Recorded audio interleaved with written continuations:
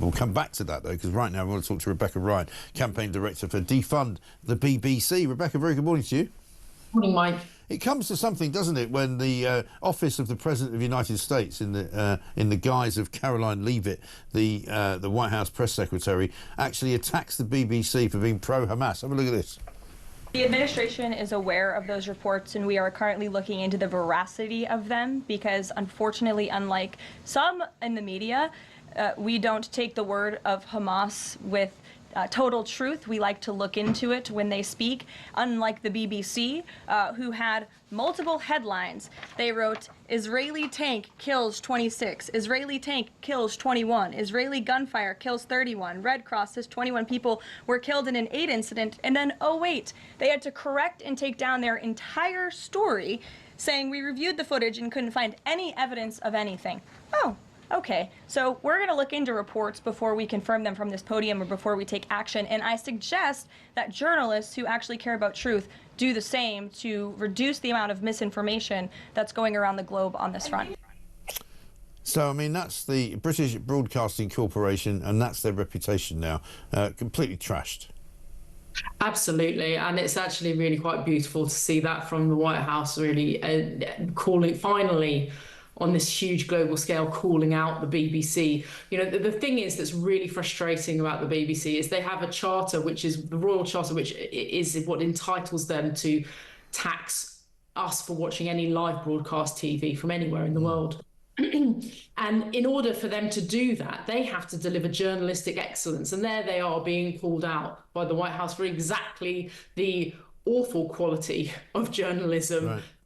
Typically see from the BBC, you know, day in, day out. And this is what the British people are getting so frustrated about, and why poll after poll shows 2/3 of Brits want to get rid of the licence fee. And here you have Tim Davie, don't we, now asking for more money. Yeah, well, he says because they've had to make more cuts, they suddenly need more money. I'm not quite sure how you make that argument unless you've gone completely insane. You know, the point about making the cuts is that provides you with more money from the money you've already got, doesn't it?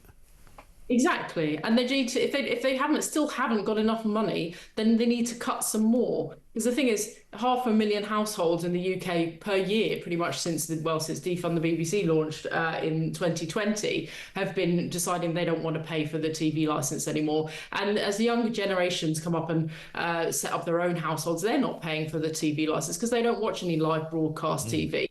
And the people that do typically pay for the TV licence are the older generations, and they're the ones that are being ignored and lectured and patronised to and called old racists during the Brexit debate years. And they're the ones that are then going to be charged even more money if Tim Davie gets his way. Exactly right. And the fee rose to £174.50 in April. I mean, that's not a small amount of money anymore. You know, people used to say, oh, you know, come on, it's only worth about £10 a month or £12 a month or something. There's a lot more than that now, and you could get other services for that same money. You could get plenty of services for way less than that, absolutely. That's the thing, during the COVID years, people realised, you know, that you can watch on-demand content without having a TV licence. And you don't, as long as you're watching on-demand or catch-up content that isn't BBC iPlayer, you don't actually need a TV licence. And the more people are clocking onto this, the more people are their TV licenses, despite the BBC's continued sort of bullying letters. People are sort of thinking, well, you know, sod it, I don't want to pay for this anymore. Yeah. I'm death of this poor quality journalism and constant lecturing. Yeah, it is really absolutely and utterly uninspiring. But at least Gary Lineker's gone. I suppose there's one good thing since you and I last spoke. Yeah, absolutely. Well, it is good to see him go, but at the same time, he was our best poster boy because every time he said anything on Twitter, you know, more people would sign up to defund the BBC. So, but absolutely, it was a shocking waste of licence fee payers' money. To keep that guy extremely well funded and then going out and, you know, launching all these political tirades on Twitter. So, you know, it is right that he's gone and good that he's gone. Yes, I agree. Couldn't agree more. Good to talk to you. Rebecca Ryan, Campaign Director of Defund the BBC.